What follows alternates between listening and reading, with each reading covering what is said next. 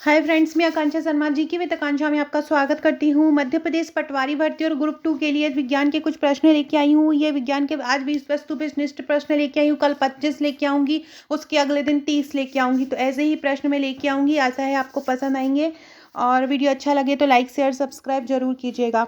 और ये हमारे पटवारी क्रैश कोर्स की 31वीं क्लास है। इसके पहले हम 30 क्लास कर चुके हैं, अलग अलग सब्जेक्ट की वीडियो पढ़ चुके हैं। अगर आपने नहीं देखे हैं तो ज़रूर देखिएगा, डिस्क्रिप्शन बॉक्स में उसका लिंक मिल जाएगा। पहला क्वेश्चन है, निम्नलिखित में से कौन हाइड्रोजन का आइसोटोप है? आइसोटोप क्या होते हैं? आइसोटोप मतलब होता है समस्थानिक। समस्थानिक मतलब जैसे कि ये आपका हाइड्रोजन है, हाइड्रोजन का परमाणु क्रमांक, जिनके परमाणु क्रमांक समान होते हैं लेकिन परमाणु भार अलग अलग होते हैं, उनको हम आइसोटोप बोलते हैं। और हाइड्रोजन के 3 आइसोटोप हैं। एक का नाम है प्रोटियम, एक का नाम है ड्यूटेरियम, तीसरे का नाम है ट्रिटियम। तो ये तीनों ही हाइड्रोजन के समस्थानिक या हाइड्रोजन के आइसोटोप हैं। आपसे पूछेंगे हाइड्रोजन का आइसोटोप क्या है या हाइड्रोजन के समस्थानिक कितने हैं, तो 3 हैं, प्रोटियम, ड्यूटेरियम, ट्रिटियम। तो ये इसका आंसर क्या हो जाएगा? ऊपर के सभी। अगला क्वेश्चन है, फसल संयंत्र का कवक रोग कौन सा होता है? फसल संयंत्र में कवक रोग हो जाता है तो वो किसका होता है? आलू की पत्तियों का मुड़ना, कपास का बिल्ट, चावल में तुषार या आलू में भूरी भूरी सड़ान जो आती है।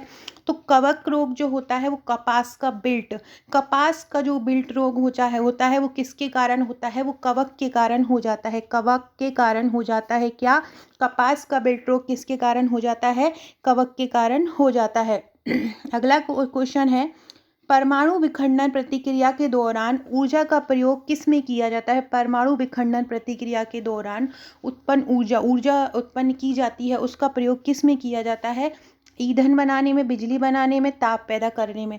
तो बिजली बनाने में किया जाता है। परमाणु विखंडन प्रतिक्रिया के दौरान उत्पन्न ऊर्जा का प्रयोग किस लिए किया जाता है? किस लिए किया जाता है? बिजली बनाने में किया जाता है।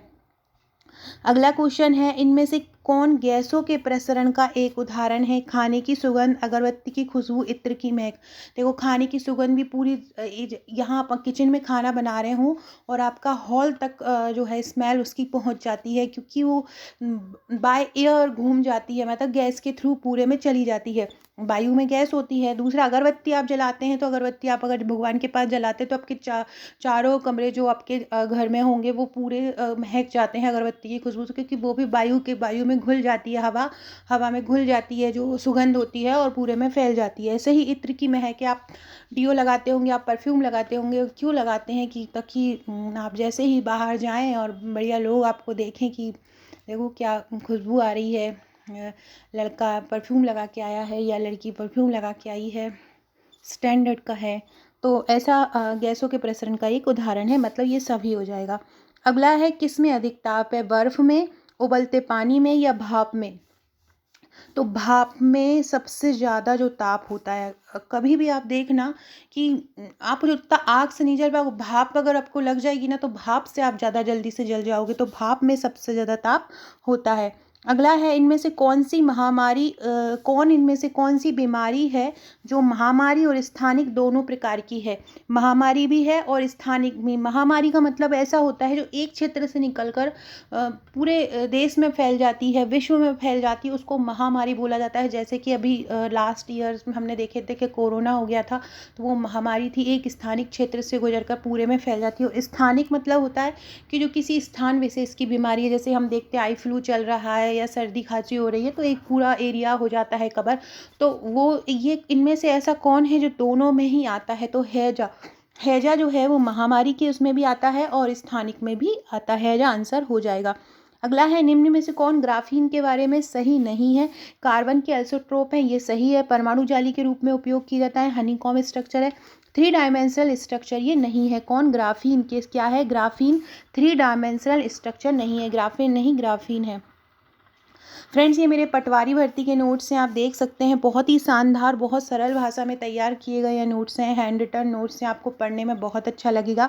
इसमें प्रबंधन के 1000 वन लाइनर, 400 वस्तुनिष्ठ हैं, कंप्यूटर दक्षता 1050 वन लाइनर हैं, गणित और तर्क शक्ति है, हिंदी है, मध्य प्रदेश का सामान्य ज्ञान है, भारत सरकार की योजना, मध्य प्रदेश की योजना, बजट, आर्थिक सर्वेक्षण, वन सर्वेक्षण है, व्यापम की परीक्षाओं में बार बार पूछे जाने वाले प्रश्न हैं। विज्ञान के 3000 वन लाइनर हैं, 3000 वन लाइनर कवर किए, पूरा विज्ञान इसमें कवर हो जाएगा। सामान्य ज्ञान का वॉल्यूम 9 है और सामान्य अंग्रेजी ट्रिक के साथ कवर करवाया गया है। साथ में हम आपको इसका ग्रुप प्रोवाइड करेंगे। ग्रुप आपके लिए कोचिंग का काम करता है, जहाँ पर आपकी तैयारी करवाई जाती है, महत्वपूर्ण अपडेट वहाँ पे आपको दिया जाता है। तो ये सभी, इसका चार्ज कितना है, 2199 रुपये ही है। अगला क्वेश्चन देखते हैं। और इसके साथ आपको एक ग्रुप भी मिलता है, ये भी ध्यान रखिएगा। रेजिन क्या है? रेजिन जो होता है एक बहुलक होता है। रेजिन क्या होता है? रेजिन एक बहुलक है। क्या है? बहुलक। बहुलक जो बोलते हैं पॉलीमर से मिलकर बनते हैं बहुलक। डिस्क्रिप्शन बॉक्स में व्हाट्सएप और टेलीग्राम ग्रुप मिलेंगे, वो भी जुड़ जाइए, उससे भी जुड़ जाइएगा। वहाँ आपको महत्वपूर्ण अपडेट मिलता रहेगा। साथ में अगर आपने आपका नंबर मुझे व्हाट्सएप पर सेव नहीं करवाया है तो करवा दीजिएगा। वहाँ महत्वपूर्ण अपडेट आपको मिलता रहेगा, महत्वपूर्ण जानकारी मिलती रहेगी, महत्वपूर्ण क्वेश्चन मिलते रहेंगे। व्हाट्सएप करके मेरे को आपका नंबर दीजिएगा और सेव करने का बोल दीजिएगा। लाइफ-आई आपने सुना होगा, लाइव फिडेलिटी। लाइफ-आई आपने सुना होगा, तो लाइट फिडेलिटी जिसका फुल फॉर्म होता है, ये बोल रहे हैं इसमें गलत कथन कौन सा है? यह प्रकाश आधारित संचार प्रणाली है, बिल्कुल सही है। ये बाई डायरेक्टनिकल संचार पर आधारित है, ये भी सही है। इसमें रेडियो आवृत्ति संकेतों का प्रयोग होता है, ये भी सही है। लेकिन यह एक वायर कनेक्शन है, ये बिल्कुल गलत है, क्योंकि इसमें वायर का उपयोग नहीं रहता है, ये वायरलेस होती है। तो लाइफ-आई क्या है? ये वायरलेस है। तो ये वाला आंसर जो है वो आपका रॉन्ग हो जाएगा। गलत कथन पूछा है तो ये वाला आंसर सही हो जाएगा। अगला है, सबसे बड़ा अणु सूत्र कौन? बहुत इंपॉर्टेंट क्वेश्चन है। सबसे बड़ा अणु कौन है जो मानव तन का एक हिस्सा है? गुणसूत्र 1, गुणसूत्र 2, गुणसूत्र 3 या गुणसूत्र 4? तो सबसे बड़ा अणु जो मानव तन का एक हिस्सा है वो है गुणसूत्र 1। कौन सा है? गुणसूत्र 1। गुणसूत्र 1 सबसे बड़ा अणु है जो कि मानव तन का हिस्सा है। कौन है? गुणसूत्र 1। सबसे पहले, बहुत सरल क्वेश्चन है, बहुत इंपॉर्टेंट है। सबसे पहले प्रकाश की गति को किसने नापा था? रोमर ने नापा था। रोमर याद रख लीजिए बस, कि प्रकाश की गति को किसने नापा था? प्रकाश की गति को रोमर ने नापा था। किसने नापा था प्रकाश की गति को? प्रकाश की गति को रोमर ने नापा था। किसने नापा था प्रकाश की गति को? रोमर ने नापा था।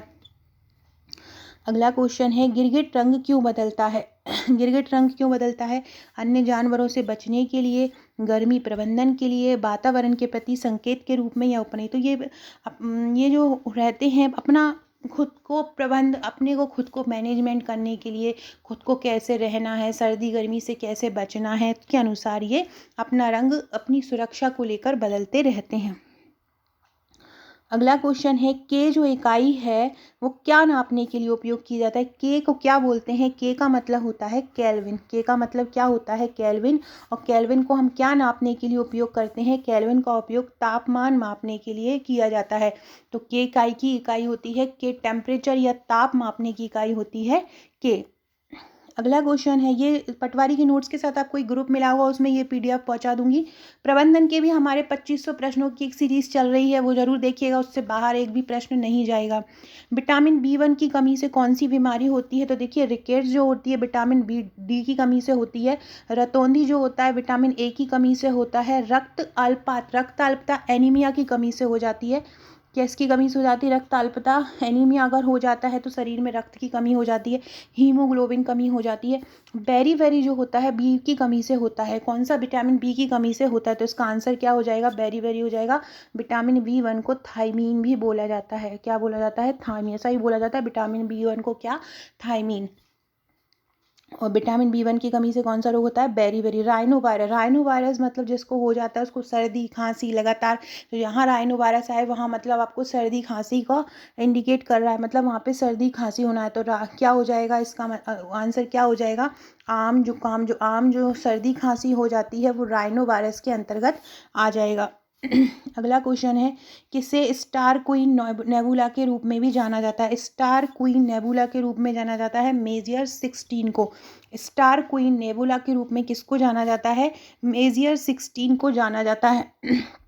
अगला क्वेश्चन है कितना कुल ऑक्सीजन और रक्त शरीर में मस्तिष्क द्वारा इस्तेमाल करता है, मतलब शरीर का जो टोटल ऑक्सीजन है और टोटल रक्त है उसमें मस्तिष्क कितना उपयोग करता है, 20%, 50%, 75%, 35%।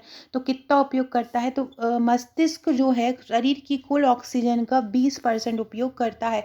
मस्तिष्क शरीर की कुल ऑक्सीजन का कितना उपयोग करता है, तो 20% उपयोग करता है। कितना करता है, 20%। अगला क्वेश्चन है मानव शरीर की सबसे छोटी हड्डी कौन सी है, तो मानव शरीर की सबसे छोटी हड्डी कौन सी है, स्टेपीज है। और सबसे बड़ी कौन सी है, टिबिया जो टांग में पाई जाती है। स्टेपीज कहाँ पाई जाती है, स्टेपीज जो होती है वो कान में पाई जाती है और टिबिया पाई जाती है जांग में। पैरों में जो जांग होती है वहाँ पर टिबिया पाई जाती है और स्टेपीज जो है वो कान की है। और यहाँ पे सबसे छोटी हड्डी पाई जाती है स्टेपीज नाम की। मात्र दो ऊतक कौन से हैं जो खून से ऑक्सीजन प्राप्त नहीं करते, नाखून और कॉर्निया, त्वचा और मस्तिष्क, उंगलियां और नाक और पैर और भुजा। तो ऐसे दो ऊतक जो खून से ऑक्सीजन प्राप्त नहीं करते हैं, बहुत कड़क होते हैं और खून से ऑक्सीजन इनको नहीं मिलती है। तो त्वचा को और मस्तिष्क को तो मिलती है, आप त्वचा में जरा सी लग जाती है तो खून निकलने लगता है। उंगलियां और नाक भी बहुत सेंसिटिव होते हैं और वहाँ भी खून जो होता है ब्लड सर्कुलेट हो ही रहा है, वहीं से ही ऑक्सीजन मिल रही है। पैर और भुजा में होता है नाखून और कॉर्निया। कॉर्निया हमारे आँखों में रहता है और नाखून तो आप जानते ही होंगे, नेल्स। तो वहाँ पर नाखून और कॉर्निया में खून से ऑक्सीजन प्राप्त नहीं करते हैं। अगला क्वेश्चन है आँख का कौन सा भाग आँख के रंग का निर्धारण करता है, कौन सा आँख का कौन सा भाग आँख के रंग का निर्धारण करता है, तो वो करता है आइरिस। कौन सा करता है, आइरिस करता है। आइरिस आँख का वह भाग है जो आँख के रंग का निर्धारण करता है। कौन करता है, आइरिस करता है, याद रखिएगा। आँख का कौन सा भाग आँख के रंग को निर्धारण करता है, बोलते किसी की भूरी आँखें हैं, किसी की नीली आँखें हैं, किसी की एकदम काली आँखें हैं, तो कौन करता है उसके रंग का निर्धारण, आइरिस करता है। सो फ्रेंड्स ये थे हमारे आज के क्वेश्चन, आशा है आपको पसंद आए होंगे। ऐसे ही अलग अलग सब्जेक्ट के क्वेश्चन मैं आपको लाती रहूँगी। वीडियो अच्छा लगे तो लाइक शेयर जरूर कीजिएगा, कमेंट करके बताइएगा। डिस्क्रिप्शन बॉक्स से व्हाट्सअप टेलीग्राम ग्रुप से जुड़ जाइएगा। Okay friends, thank you.